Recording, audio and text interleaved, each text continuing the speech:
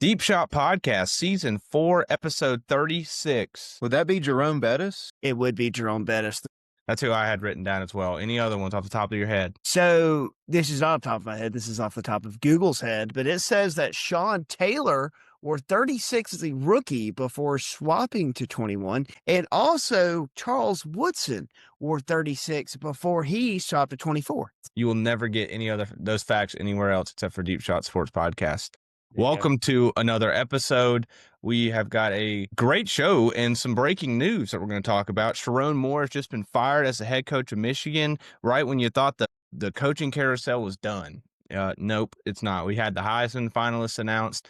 We were going to talk about some of our most surprising and disappointing teams in college football this year. We got the Army-Navy game, got a bowl game this weekend, and we've got some NFL games to preview as well as give you our best bets. Before we get into all of that, just want to send a reminder, make sure you're following on the socials, on the Instagram, the TikTok. If you're already followed, tell your mom, your dad, tell your friends.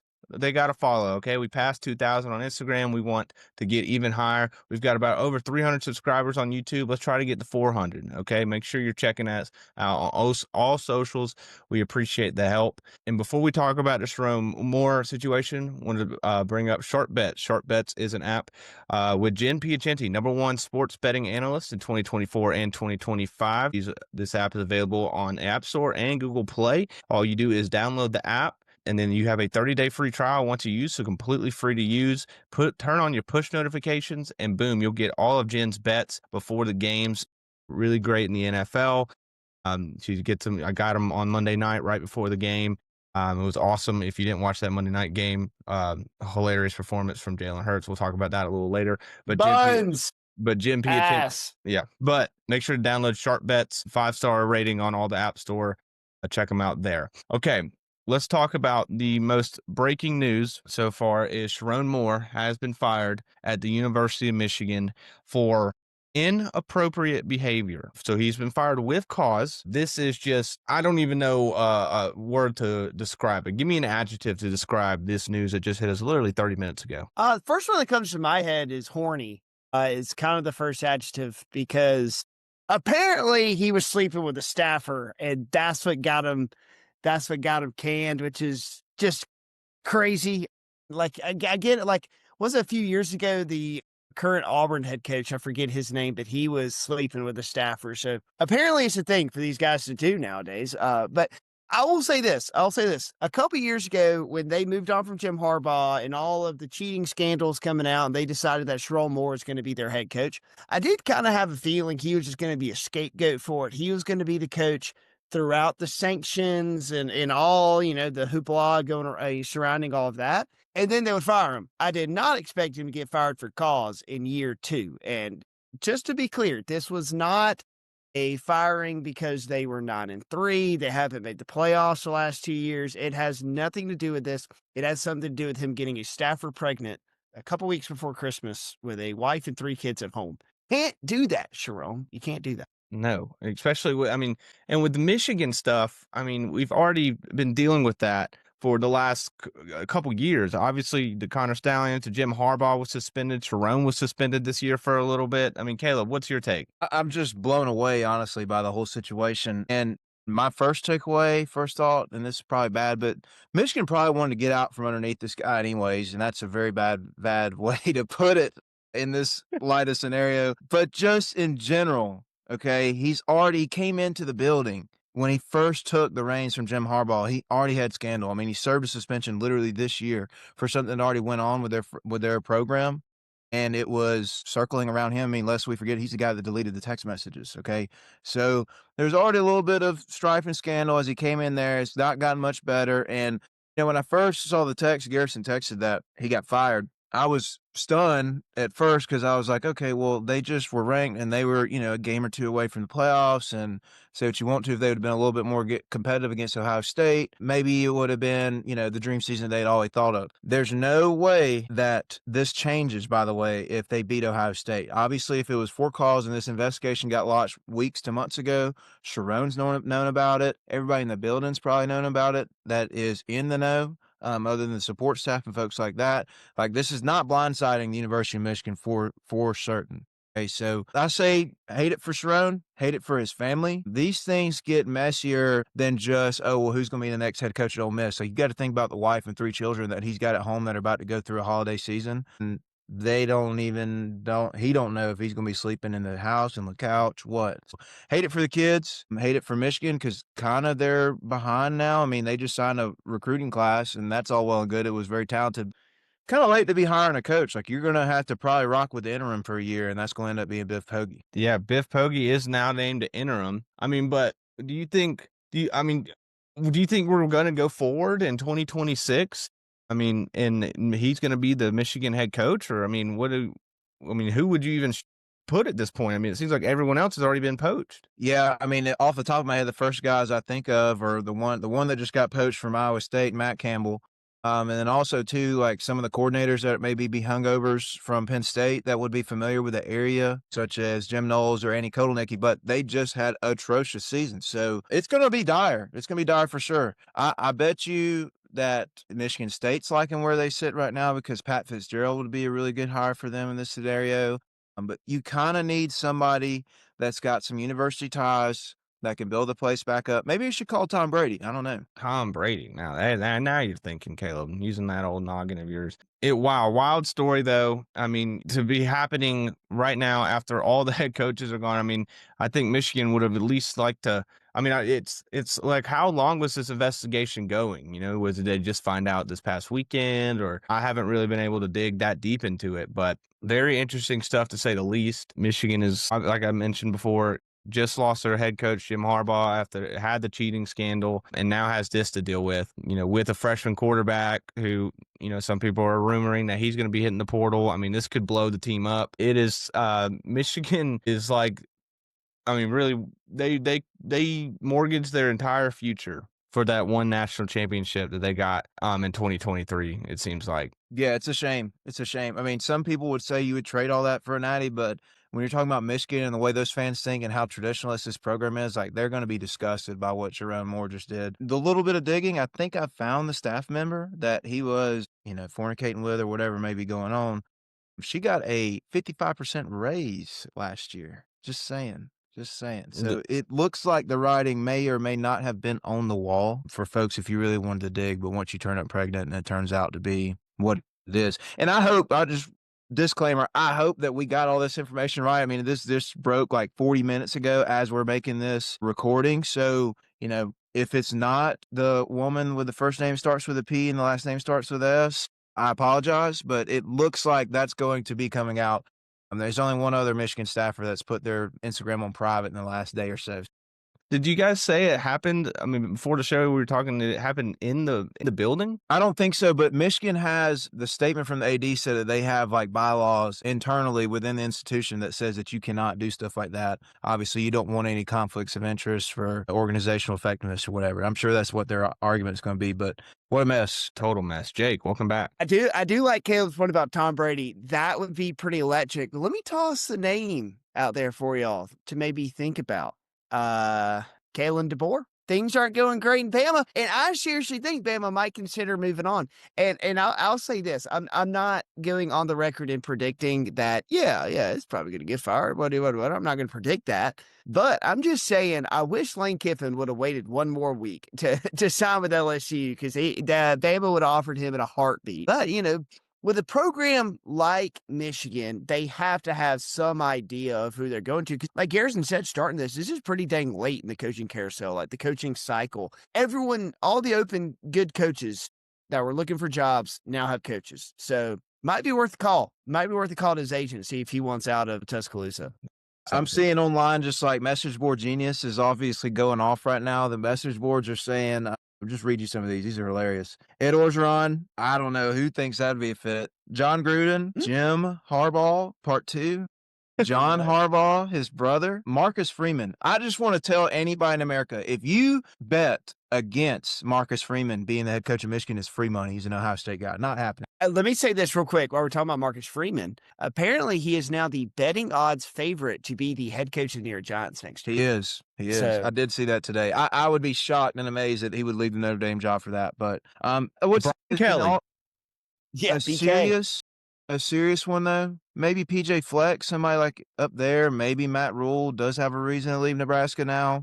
This is obviously, we're just throwing stuff at the wall and see what sticks. But yeah, there's some funny things on Twitter. I've seen people like Nick Saban, Urban Meyer already. So we'll see where it goes. Maybe I should go for Bill Belichick. He's got some history there. Yeah, not a bad one. Well, we will see what happens with that. But wild story, like I said, just came out right before we started recording. So had to talk about that first. Want to just bring up the Heisman finalists were announced this past Monday night. And it kind of seems like these were predictable that we knew these guys were going to be going. It is Fernando Mendoza, Diego Pavia, Jeremiah Love, and Julian Sayin. I just want to read off their stats for the season real quick. Jeremiah Love, 199 carries, 1,372 yards rushing, 18 touchdowns, 27 receptions, 280 yards, and 3 touchdowns. Fernando Mendoza, 2,980 yards, 35 touchdowns, 6 interceptions, 69 carries, 240 yards, and 6 touchdowns. Diego Pavia, the man, 3,192 passing yards, 27 touchdowns, 52 carries, 126 rushing yards, and 9 touchdowns. And Julian Sayin with 3,323 yards, 31 touchdowns, and a 78.4 completion percentage. Look, Fernando Mendoza right now looks to be the betting favorite. You know, everything I've seen, like a minus 1,000. I would, I guess I get it. Number 1 team in the country. Indiana, great story. I just want to see Diego Pavia win it so bad. And based on the stats I just told you, he's got the stats to do it. That's who I would give it to. Do you guys feel any different? Yeah, I feel a little different. I would feel comfortable giving the award to Fernando Mendoza. I think minus 1,000 is a little heavy for me. I think it's a lot closer than that. I think the award should go to Jeremiah Love. For those stats that you just read out, I think he's been just absolutely terrific in just about every single facet of the game this year. So that would be who my vote would go to. Would be either to Jeremiah Love or Fernando Mendoza. I hate it for Diego Pavia. I don't hate it for what's his name, Julian Sayin, just because I think he's quite overrated right now. Not to say he's bad, but I do think he's quite a bit overrated. He played really well though during the regular season. Like he was like 80% completion percentage before the Michigan game. Fair. Fair. Caleb, I'll let you say something. Who do you think should win it before I say something? I think Mendoza's going to win. I don't think he should win. I'm with Jake. I think it should be Jeremiah Love or Pavia. My vote, if I was to bet on which one's going to get picked, it would be Mendoza because I read the tea leaves on Twitter earlier that the Heisman voting opened prior to the Big Ten championship game. Like it opened Saturday afternoon, which is weird. I find it to be odd. So I think that's going to swoon a lot of voters be like, oh yeah, I'm locking this in tonight just because of what just happened. It would be a real shame if Jeremiah Love somehow won this award after Ashton Genty ran for like over 1 billion yards last year and lost it. Shame. So it would be something, but we'll find out. I won't be shocked if Pavia wins, to be honest with you, and I'll tell you why. I think there might be a little North versus South situation going on there. Like everybody in the Southeast, people that don't like Notre Dame, people that think Mendoza's overrated, which there are a lot of people out there, by the way, that think he is overrated. And then also, too, Ohio State haters, nobody's going to vote for Sayin, I don't think, for anything in this scenario. Would not be shocked if Pavia won, seriously, just because of SEC voters. And I will say I would have much rather have seen somebody else there other than Julian Sayin. His name is Jacob Rodriguez. He played linebacker for Texas Tech. He was the best defensive player in the country, scored a bunch of touchdowns on offense, throwing and running, and made a bunch of stops. I think he got a little snubbed in this scenario, but I can't make all the rules. I just try to follow them best I can. Yeah. All right. Well, you are a big rule follower. I know that, Caleb. So we'll find out what happens on Saturday night. They usually show like the top 10 after the award's over. I'd love to see if like Gunnar Stockton made the top 10, I'm sure he was right on the outside. Like number 6 or number 7. Yeah. Yeah. Okay. Before we talk about before we move into the NFL, we also want to talk about the Army-Navy game, give it its flowers for a second. I just want to, the regular season's over. We've got the bowl games coming up. I wanted to just ask you guys, now that the season's over, our predictions I put them out there. We, did the conference in the beginning of the season. We did all that, but now the season's over. I want to know who you guys think were the most surprising teams in college football this year that, did good that you didn't expect. I can get started, and it's the obvious choice. I mean, yes, they made the college football playoff last year, but the most surprising team in college football this year is the Indiana Hoosiers. I mean, regardless of them, returning some guys, but I mean, they have a brand new quarterback. It's a year two of a coach who just came off the best season in their program history. Nobody was expecting Indiana to be 13-0, win the Big Ten, and be the number one seed in the college football playoff. They are far and away the most surprising team in college football. Even if you thought they were going to be good, you didn't think they were going to be 13-0 win the Big Ten. You did not. You didn't think they'd beat Ohio State. That's for damn sure. There's no chance that was happening. I wrote a bunch of teams down when I was thinking about this, and I just want to give my flowers to some of these teams because, yes, I think only one of these teams made the playoff. However, there's some credence in going 9-3, folks. 8-4 seasons when you were terrible the year before are decent. So, for example, I think in my most surprising team in college football is Kennesaw State. And it's because they won a conference championship game their second year at the bowl level. I think that is incredibly impressive. That's a team that jumped out to me first thing when I thought of them. Yeah, no, for sure. Hootie Hoo, I had them written down too. That was a huge turnaround. And I will say when they, fired the coach last year, made some changes, I was skeptical, as an alum. We were a little, how much do we know about this Jerry Mack guy? We were very wrong. I wanted to go through a couple. I think Vanderbilt, obviously, we know they had a good, Cinderella season last year, the best they had in a long time, won their biggest game in arguably the history of their program. I don't think anybody saw them going 10-2, undefeated at home, everything that they did this past season.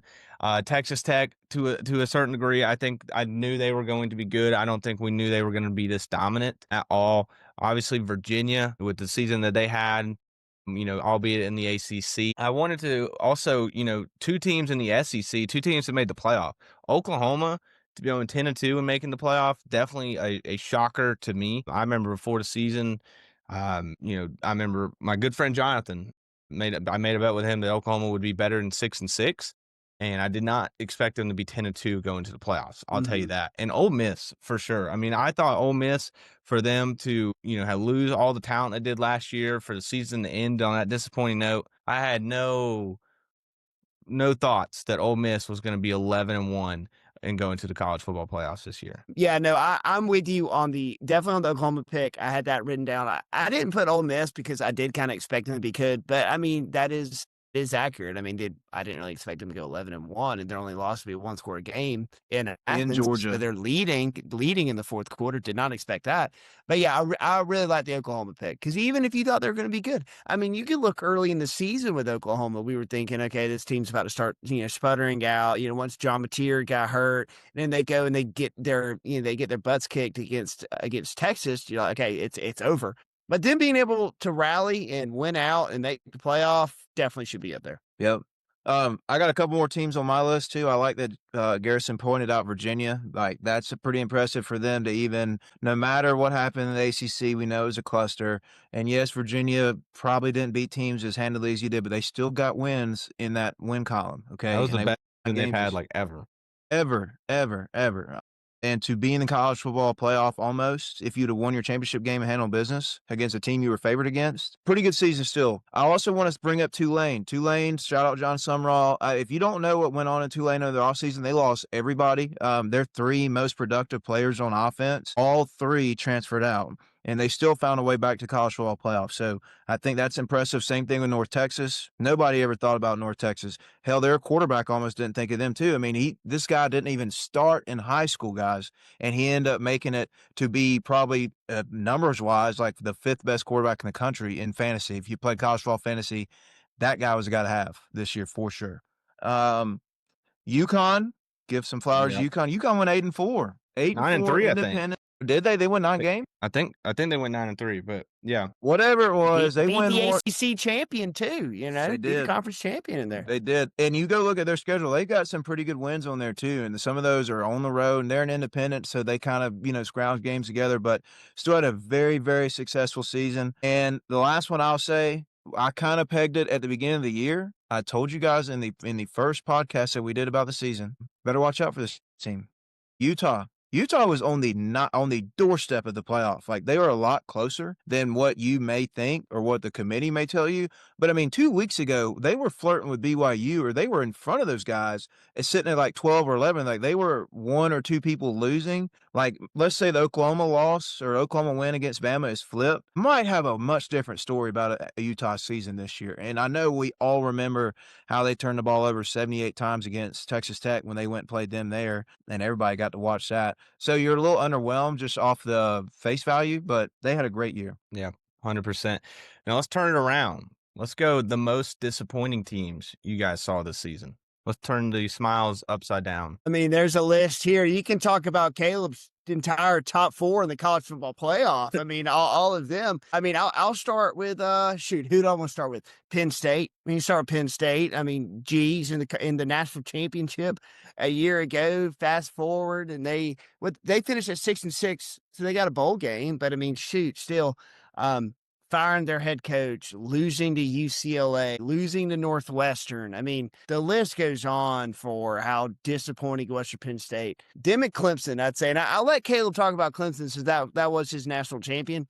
But I feel like it's got to be them two, have to be number 1 and number 2. You're not far off. The ones that I wrote down the first were the Carolinas. I just wrote down the Carolinas because all of them were terrible. South Carolina, rough. They started year 12th in the country. Like, people were talking about, like, oh, they can make the playoff. People were talking about them winning the national championship. People were talking about them having the best offensive and defensive player in the entire SEC. Absolutely not. They may have had the best defensive player. I mean, Maybe, I could probably give them that. Lenore Sellers wasn't that guy, who was ranked right behind DJ Lagway, by the way, in the quarterback ranking preseason, which the woof on both of those.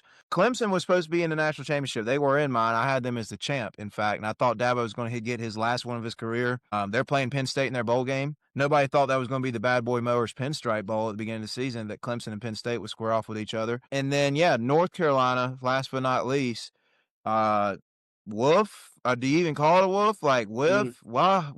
What? Lawsuit? Question mark? Like, the whole scenario has been bad. From Jordan Hudson to the football on the field, it has been a train wreck in North Carolina. So all the Carolinas have just struggled. Got to throw some flowers that have wilted at the feet of my own team, the Florida Gators, who were ranked in the top 15 at the beginning of the year, or top 20, and they won 3 games. Well, to be fair, they won 4 games. But I thought they were going to suck anyway. So they were a lot. I think they exceeded expectations. Actually, I think they had an awesome year, and I think the fact they let Billy out of the building is just such a disgrace because they were a tough team this year. Well, it's okay. We went and hired the G5 guy from Louisiana again, so we're trying to see.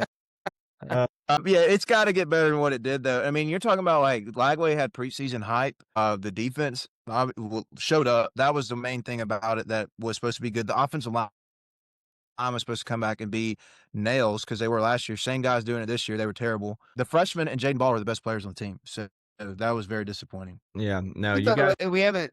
Sorry, go ahead, Kirsten. So you guys nailed a bunch of them. Penn State, Clemson, Florida. I had South Carolina written down as well. I think just because of what happened in week 1, you'd have to say Florida State. Not coming into the season, but after week 1, I mean, it seemed like that was a team to be reckoned with, and they were on the comeback up. And the fact that, I don't know if you guys heard, apparently they tried to hire Lane Kiffin like a couple weeks ago and missed out, and that's the whole reason they decided to keep Mike Norvell, because they just can't afford to get rid of him or don't want to pay to. I think 2 other SEC teams, Auburn and LSU. I mean, Auburn, I did a preseason prediction. I mean, I thought they were going to go 8-4, 9-3. Like, I thought they would at least put it together. And for them to end up in the season, they fired their head coach. Their offense was awful. Just a sad situation for Auburn, and especially LSU as well. I mean, I think we all had them in the playoffs to begin the season. I think a lot of people did. Garrett Nussmeier, was a Heisman candidate. I mean, he ended up the season. He ended up playing the last couple games. I mean, LSU was a major disappointment, and hopefully they get it right under Lane Kiffin. But I don't think anybody coming into the year with what they did in the portal, with the talent that they had, saw any of that coming. Well, I mean, I'll just use Whit Weeks' words against him. He said, he told Garrett Nussmeier, if you come back, we're winning the national championship. They didn't even make it to the SEC championship. They ain't even sniffing the playoffs. So yeah, I think LSU has to be one of the most disappointing. You got Yeah. another favorite too that was a conference favorite elsewhere. Kansas State was a conference favorite to win the Big 12 at the beginning of the year. They go 6-6. Like, it completely fell apart from the first game. Didn't they lose in Ireland game 1, right? They did. Iowa State.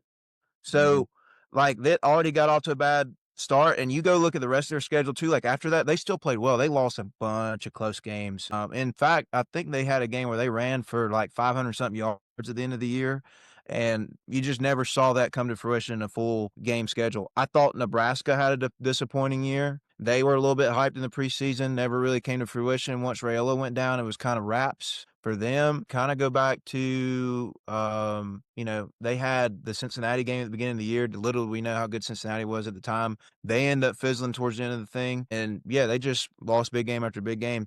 And last but not least for me, when you go 0-12, you got to be considered a disappointment. UMass went 0-12 this year. Some people say it's hard to win. I would argue that it's hard to lose them all. Yeah. And they found a way. 0-12 is nearly as impressive as 12-0. No, I'm lying. But seriously, though, 0-12, don't scrape by any of them. Got to be a disappointing year. No doubt. No doubt about it. Okay. Real quick, Army-Navy game this weekend. Want to give it its flowers. Always a cool little scene. If you haven't seen the jersey matchup, always a cool thing there too. They said the helmets take like 4 hours each to complete. They look sick if you haven't looked them up. But Navy's been having a really good season. They're 9-2, 7-1 in the American. It's crazy that they always play this game like after conference championship weekend. So like if either of these teams ever make the conference championship, if they're ever in the talk for the playoff, then they have to go play this game. Like, it's a weird situation.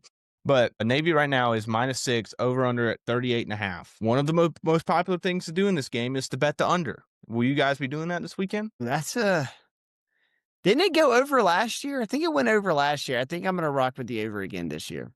38.5 points. I mean, Navy scored a lot of points on a lot of teams this year. Now, some of those teams play fast. Like, they scored 28 on Memphis and they scored 41 on South Florida. But South Florida is going to give you the ball back about 25 times in the game because they either score quick or 3 and out quick. So last year, the score was 31-13, so it definitely probably went over. Yeah, for sure.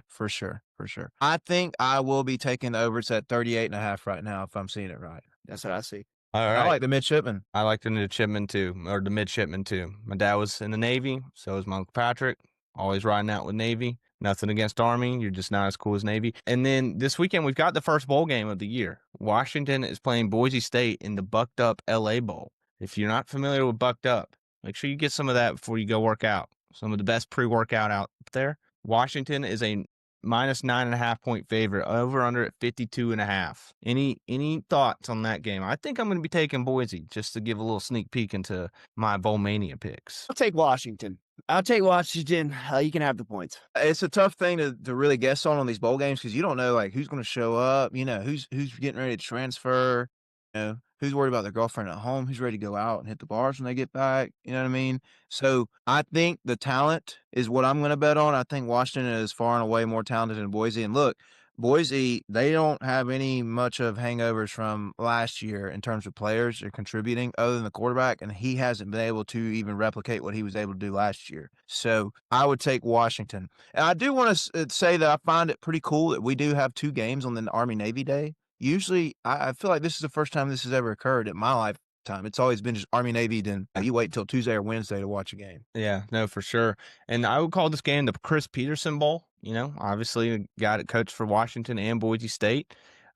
Tickets as low as $25 if you want to make your way out to SoFi Stadium on Saturday. Also have the Cricket Celebration Bowl here in Atlanta, South Carolina State versus Prairie View A&M. Caleb, you going? No, I think I've got other plans. So my lady was talking about seeing Christmas lights and whatnot Saturday. So gonna have to avoid the clash of 2 Titans right there in the HBCU conference. All right. Well, let's move over. Let's talk about the NFL slate for Week 15. Just want to bring this game up real slightly. We're not going to talk about the Falcons that much for the remainder of the season because they're not fun to talk about. But the Falcons are playing the Bucs on Thursday Night Football, primetime game. All eyes on us. We got 2 more of these this year. Still got to play the Rams on Monday night in a couple weeks. Bucks Bucks are -4. Over under is at 44.5. We played in week 1. If you remember, both teams are struggling very bad right now. If you're a Falcons fan, you already know. If you listen to this podcast, you already know. But the Bucks have lost 4 of their last 5 games also. Still somehow first in the division. That tells you a lot about the NFC South. Jake, do you know if Drake London's coming back? I sure hope so, because I do have him in one of my fantasy leagues in the playoffs. And I think he was close in the Seahawks game. So on a short week, maybe not. I think it's up in the air. They'll probably work him out before the game and I see how he feels. Do you have any confidence we're going to win the game? No, but I have some picks in this one. So to get y'all started, I'm going to take the Tampa Bay Buccaneers alt line -9.5. I'm going to take the Falcons team total under 13.5. I'm going to take the Buccaneers team total over 30.5. Whatever the Bucs first half spread is, I'm going to take that. Baker Mayfield over yards, Baker Mayfield over touchdowns, Emeka Egbuka over receptions, Emeka Egbuka anytime touchdown. Kirk Cousins over interceptions, under touchdowns, under yards. Gee. Parlay that together, and like Caleb says, you are going to send your kids to college. That sounds like I'm a going to winner revisit right there. this on Friday and see if it hits, because that'd be crazy. That would be. No I'm going confidence. to have to throw that one in confidence. action just to see what it ends up being. Kirk Cousins had the best game of his career against the Bucs last time, or not. I mean, both games last year they played pretty good. I'm excited to be in Raymond James Stadium. You know, it's gonna be I'm gonna be in the ship. Is that what they call it down there? The pirate ship? I'm not Can't very tell you. familiar with that place. That would be a Jake question. He's a Floridian. I've been outside that stadium a couple times for some festivals I've been at, and I just always call it Titletown. You know, the place that Tom built. That's what I say. Okay, well, let's talk about the other place Tom Brady played. Bills are playing the Patriots. Right now, the Patriots are 1.5-point underdogs, Caleb. Over under at 49.5. Huge game for the AFC East. The Patriots will clinch the division if they win this game. Fun fact, the Bills have not been swept by a division opponent since 2019. Patriots have allowed the least amount of 25-yard plays in the entire NFL this year. They've only allowed 14 plays of such. Bills really need to stay alive. Josh Allen has been putting the Bills on has been putting the Bills on his back all season long. Just seems like he does that every year. Patriots obviously have an MVP candidate in Drake May. Patriots have a top 5 or a top 3 rushing defense going against the Bills, who it seems like if they can't run the ball with Josh or with James Cook, it seems like they don't work very well. Patriots obviously won this game first time. Caleb, how confident are you? How are you feeling? It's the first real opponent you guys have had in a while. Wait a minute. That's All these true, guys that that's we've true. had on their schedule is professional. It's funny you said that. I saw a tweet yesterday. It was a highlight of when you guys remember when Drake May rolled to his right and threw it to Stephon Diggs during the Bills game early in the year, and he Was that he's left-handed? going out of bounds. And somebody said, wow, that was a good throw by the schedule. But anywho, feeling good. I mean, the team's been playing as good as we could at this point to clinch a division after what went on last year. And if we come out of this game, you're 12-2 with the AFC East locked up. Man, what a successful year it's been. And it's already been that to this point anyways. But, I talked with one of my buddies this week, and I was telling him, like, dude, this is kind of house money. And he said, it's house money until you realize you can win the damn thing. And that's kind of where I'm at now with New England. Like 3 or 4 weeks ago, like when the Falcons were in town, I was like, okay, we need to roll these dudes up just for everybody to shut up and not be able to live my life, live in hell for the next couple of years. And I don't want to have to just yell 28-3 at everybody. So let's win that game. And then, we'll see where it goes. But it has gotten better since we played the Falcons. Like, we beat the Bucs. We went to Cincinnati and won an ugly game and smoked the Giants on primetime last week. So, look, you got to keep the run game tamped down, just like what Garrison said. We're really good defending the run. Got to keep Allen from making explosives. But they haven't had as much pop in the pass game this year, I feel like. They don't have really necessarily a guy that can just go down. You don't see them burning people on post routes and stuff like that like they used to. So, feel good about it. Home dogs do what? They run faster. And they get beat. Give me the Bills. The Bills have been playing out of their mind the last few weeks. Josh Allen's been playing great football. And Listen, Caleb, you can say what you want about. Listen, I'm not trying to say Drake May's bad. I'm not trying to say Mike Vrabel's bad. Stephon Diggs bad. You have a good team. You are 11-2. It don't matter if you play the 13 worst teams in the NFL. You come out of that 11-2. That's impressive. It is impressive, and I just want to get that out of the way. But Bills are a dang good team. Bills are a dang good team. They're playing good. Listen, Vegas is not going to favor the Bills for no reason. They're not going to. Yeah, give me Buffalo. How about that? it was That's for interesting. suckers I like think you that just bet the money. That's why they Maybe. did it. Could be. that's gonna be a fun one in the AFC East. Patriots coming back for that division. Bills have to have it. Let's see if Josh Allen can put the Super Bowl. I mean, it's an MVP race right here. You know, Josh Allen maybe coming from back to back. If Drake May has a tough game, who knows? Okay, let's talk about Chargers versus the Chiefs in Arrowhead. Chiefs are -4.5, over under at 42.5. These guys played in week 1 in Brazil. So this means that the Chargers gave up their home game, which, you know, we know that the SoFi Stadium doesn't really, you know, count as home games anyway. But Herbert went off in that game in week 1 in Brazil. It was kind of, you know, the QB1 story that Jake said back in the preseason. Did you guys see the post-game interview on Monday night with Justin Herbert and Laura Rutledge? Yeah, weird.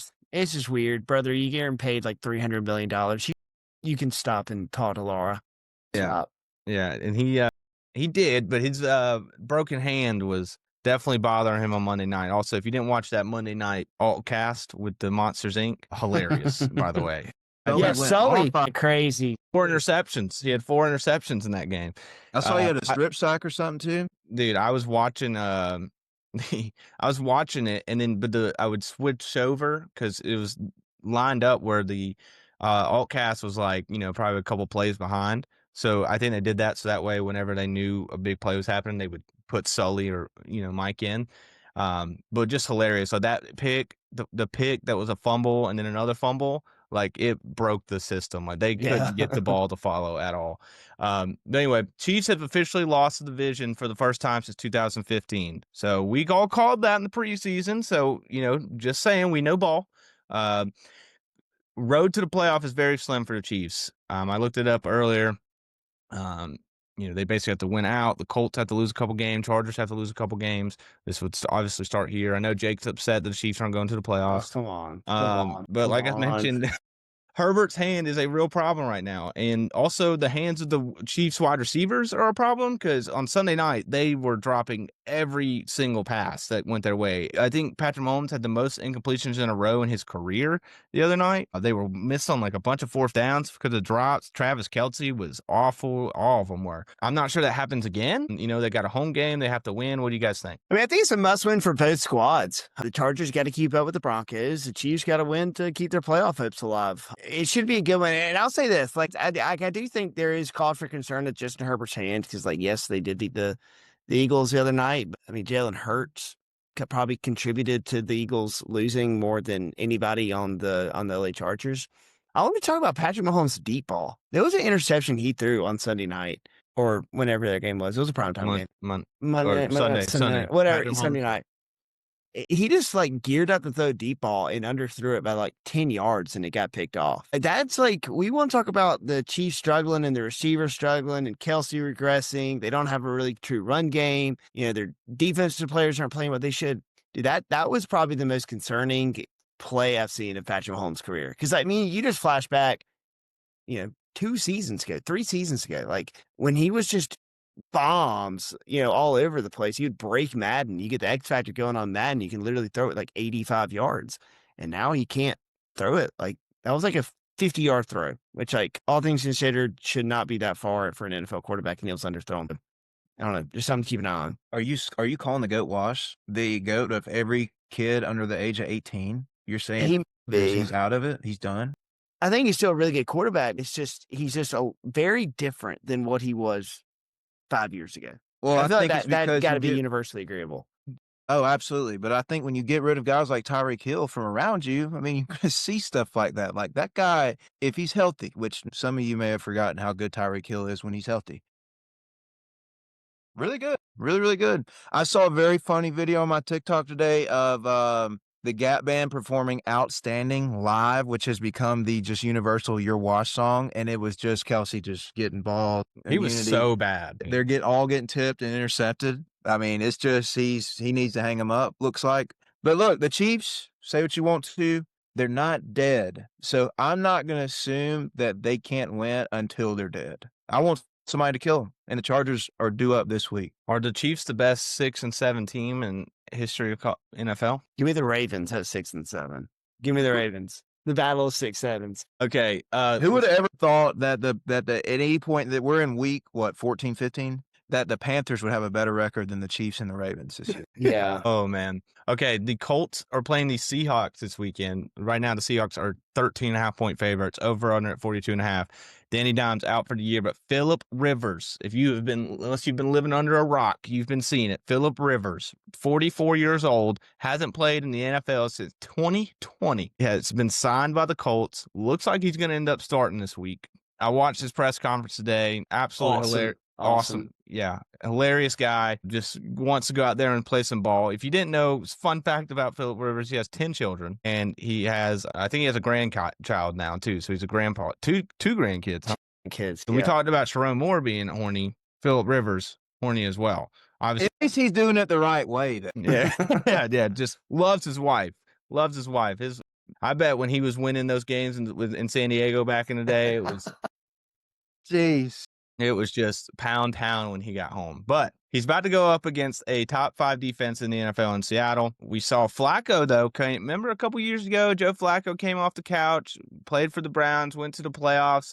Can Phillip Rivers do the same thing? Dude, so apparently there was a throwing competition he was in last year, and he beat out Drake May. I think he can still do it. That's propaganda. That's got propaganda. What are we doing here? Listen, I'm just reading what my Elon Musk Twitter algorithm shows me. That's all I see. Dude, I don't see why not. He has good weapons. He has a dominant run game. He just has to play point guard, and he just has to get the ball to Michael Pittman, get the ball to Tyler Warren, hand the ball off to Jonathan Taylor, let this defense go to work, and I think they can do it. I mean, they're a good squad. I mean, listen, I'll say this. Daniel Jones was playing good football. Like, I'm not trying to discredit anything from Daniel Jones, but it wasn't like he was playing hero ball out there. It wasn't like he was doing anything insane on a week-to-week basis. Just don't turn the ball over, move the ball down the field, make good decisions, and manage the team. I'll just say this, man. If Phillip Rivers can somehow get this team to the playoffs and, like, make a run, this is going to turn into a movie. It's going to turn into a movie. It's like something out of a movie script.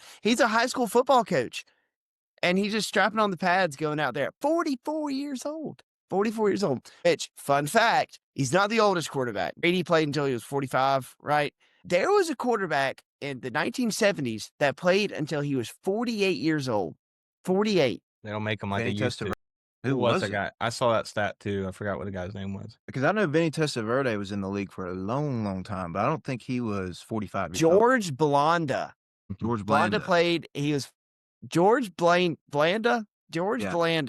played until he was 48 years old, until 1975. And this guy was smoking cigarettes at halftime, dude, and he was still hanging them loose at 48. Look, can I be honest? I'm just about as excited for this game as I was for the Flacco-Rodgers game. Like, I'm going to find a way to illegally stream this game, okay? This is going to happen, all right? Look, it's a damning thing for young quarterbacks to hear that all you motherfuckers that are out there in the crowd, everybody that can throw football, you're not good enough. I got to go get this guy off the street.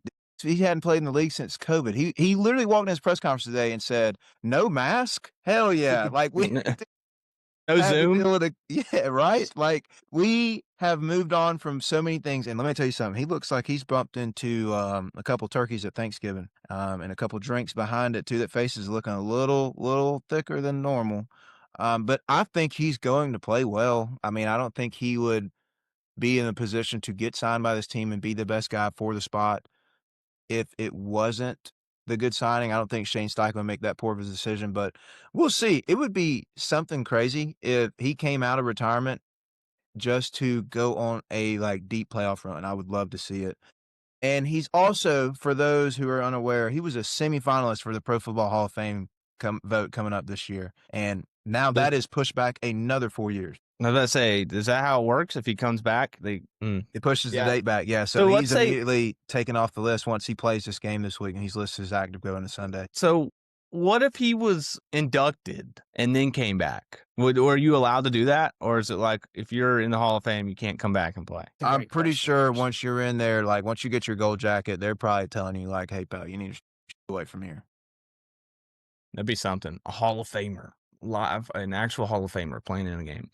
I can't Um, believe there's nobody out there though. Nobody nowhere like a Taylor Heineke or Derek Carr. I know he had like a neck issue not too long ago, but he was gone. Nick Foles or somebody, you know what I mean? Yeah, they Somebody said that, I saw on Twitter go get Matt Ryan off the booth out of the desk, dude. dude. Well, they said that apparently Phillip Rivers has been running the Shane Steichen offense for his kids' high school football team, so that he knows like the whole system and everything. So we'll see what happens. That will be fun to watch. Another fun watch is Packers are playing the Broncos right now. The Packers are -2.5. Over under is at 43.5. Two of the hottest teams in the NFL right now. Two top 5 defenses. Fun matchup to watch. Here's a little who's who matchups. Packers are first in the NFL on third down conversions, over 50%. Broncos defense, number 1 in limiting those at 30%. So something's got to give there. Okay. Third downs. You need to be paying attention at Mile High Stadium. Interested to see how the quarterbacks are going to play in this game. Bo Nix and Jordan Love both have been on fire. Can they keep the momentum going against two of the best defenses in the league, two of the best coaches in the league? What do you guys think? Yeah, I mean, I was about to say that. I think this has to be a quarterback matchup because it is two really good defenses that they're going up against. I mean, I'll say this. I've been shocked by Bo Nix's success, really just in the last 2 years as a total, like is pretty shocking. But I want to see, I want to see Jordan Love because, like you said, he has been playing really good. Like since like the week or so before Thanksgiving on, he's been playing pretty solid ball. So I want to see if he's going to be able to continue to do that against what I think, in my opinion, is the best defense in the NFL, and the Denver Broncos. That pass rush is going to be able to get to him. How is he going to stand up to it? I think I do lean the Packers in this one. I think the Broncos are a good team, but I just find them a little fraudulent. For whatever reason. Maybe it's just my disdain for Sean Payton. Maybe it's just me not really still being a believer in Bo Nix. I think I'm going to go with the Packers in this. I think you have a disdain for 11-2 teams. Like, I understand that your team ain't got That might be 11 it. wins in a long time. But, geez, I mean, these That guys, might they've be been it. whooping people. Their 2 losses were by a field goal. They've been rolling. Look, I'm with you guys, and you talk about a quarterback matchup. They also beat the Vegas Raiders by 7 and went to overtime against Washington. Beat the 6-7 Kansas City Chiefs by 3. Beat the Vegas Raiders 10-7 and the Houston Texans by 3. They're not blowing people out here. The Raiders play people tough. Go look at week 1, what happened on the Raiders schedule. That Same Washington place as the- Commanders game, I mean, Commanders went for 2 to win the game, and they got to stop. So, but I'm with you Winners there. win. Yeah. Winners win. I would just like to say that I think it comes down to the run game. And I trust the Packers to be able to run the ball schematically a little bit better than the Broncos. However, Broncos defense is just a hair better than what Green Bay's got. I got to pick later in this game, though, so I'm not going to say too much. All right. And last one we'll talk about is the Lions are playing the LA Rams, Matt Stafford Bowl, or the Jared Goff Bowl, whatever way you want to look at it. Rams are -5.5, over under 55.5. 55.5 is a big number. Matt Stafford stat update for you guys. 3,354 yards, 35 touchdowns, 4 interceptions this year. 35 touchdowns. He's going to throw for like 50 touchdowns. Jared Goff, no slouch either. Has 20 less passing yards, 3,334, 26 touchdowns, 2 top 5 offenses, elite playmakers all over the field. The Rams have something that the Lions don't, though. Third best defense in the league in terms of points allowed. The Lions are nowhere close. Lions have a defense that struggles. We saw that last week. We've seen that really all season. So they're going to have to keep up with the Rams offense because the over to 55.5. Matthew Stafford's thrown 35 touchdowns. Puka Nacua is the best receiver in the league. Devontae Adams is still a force to be reckoned with. Sean McVay is a great coach. I mean, do you guys think the Lions have a chance in this game? I mean, I think they have a chance. I think it's crazy to say they don't have a chance. Question for you guys. So I know that Stafford has played the Lions since he left. I remember the playoff game. Has he beaten the Lions? I don't think so. I know they played I don't week think so one, either. week 1 last year. Yeah. Yeah. I don't know. I don't think he has. Either if that's stats real or fake. I don't know. Give me the Rams. I think the Rams are arguably the best team in football this year. Devontae Adams is questionable, so keep an eye on that. But, I just think that combo of having Devontae and having Puka is one of the better 1-2 punches in the NFL over the last 10 years. I mean, it's definitely up there.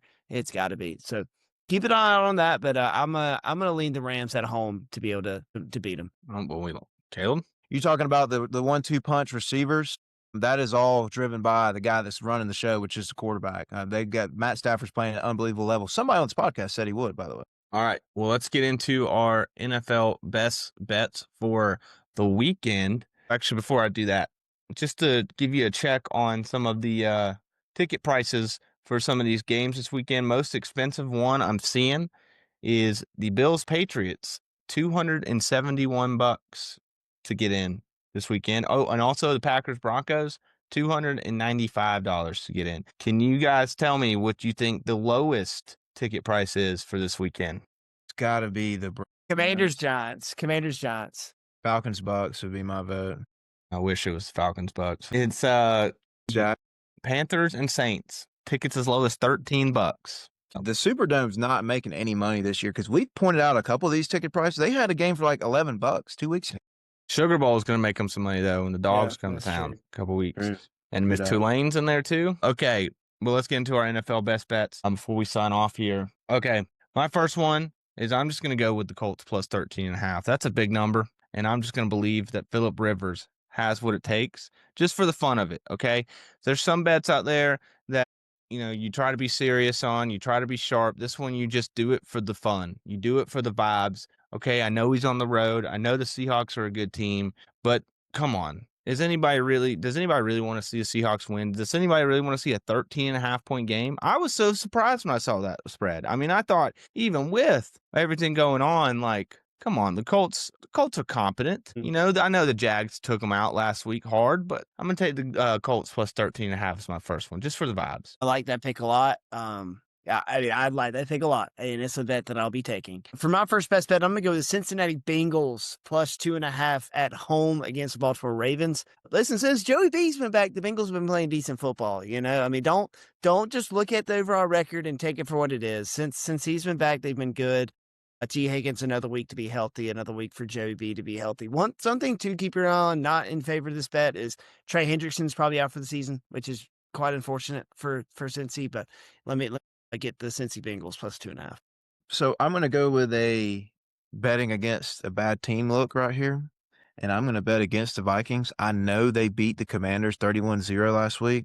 You should see the Commanders play. It's been atrocious as of recent. That thing is completely falling apart. I don't know why I traded for Jaden Daniels. However, let's in light of that, let's get around that. Hey, listen, you can say all that, Jake, and he's waving back there. For folks that don't know, he's the guy that fleeced me after I said I fleeced him before the season. He don't have Jackson Dart, Shedeur Sanders on his roster today. Yeah, well, I flipped that pick, and I got a Nick Egbuka and Colston Loveland for that pick. Who's in the playoffs? Not me, but hey, listen. This was never the season for me to win the championship. This is the year one of the rebuild. Yeah, but if you could be 11-2, you'd like to be, right? Yeah, for sure. Sign me up. Some would say they're a little fraudulent when you get to 11-2, though. In my next pick, or anywho, I'm taking the Cowboys to beat those guys. I don't know if I gave any analysis on it. I just think J.J. McCarthy is not going to put anything good on the field. I think the Cowboys have been playing better here as of recent, and so it's only minus 5.5, and it's a home game for the Dallas Cowboys. We know they play well at home. So give me that. My second best bet is going to be the Pats-Bills under 50.5. I think the Pats are going to have a concerted effort to try and run the football, and they're going to sell out to stop James Cook. With that in mind, I just think that there's going to be a couple stall drives for the Buffalo Bills, and the Pats are going to try and play shrink the game mode, which is what they did in Buffalo last time, too. They just handed it off out of the eye a bunch of the game. 50 points is a lot, especially when it's that cold, especially when it's a division opponent late in the year. You're going to see defenses kind of return or shrink down as the year goes on, especially when you play in that cold weather. So I like the under. For my second pick, I'm going to go with the Tampa Bay Buccaneers. Sorry, Garrison. Hey, I know you're going to be here, and I'm sorry I'm betting against the Falcons in this one. It's okay. You're just going for the fun of being at an NFL game. First one this year. Are just so bad. They're just so bad. They're so bad. Bet against bad teams, man. That's what makes you good money. My second one is I'm going to go with the Chargers Chiefs under 41.5. Look, I mentioned Chargers Monday night game. We mentioned the Chiefs Sunday night game. The Justin Herbert's hand is a problem. If you haven't been watching the Chargers, he is roughed up.